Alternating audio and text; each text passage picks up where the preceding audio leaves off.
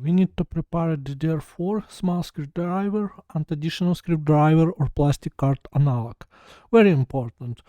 To shut down laptop, then unplug charger, remove crumbs from button cover, carefully open the panel.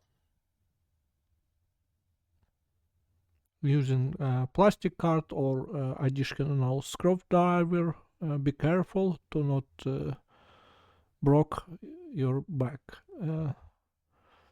Then disconnect the battery. So here is scotch.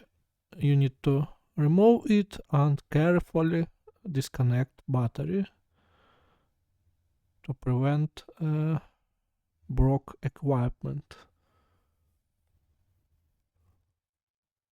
When we disconnect the battery, we can locate the RAM. So to locate the RAM, insert it at 45-degree angle. Press down until click. Make sure clips lock the module.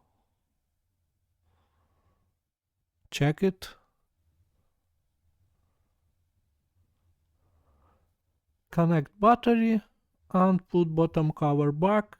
Tighten screws. Don't over tighten. And reconnect charger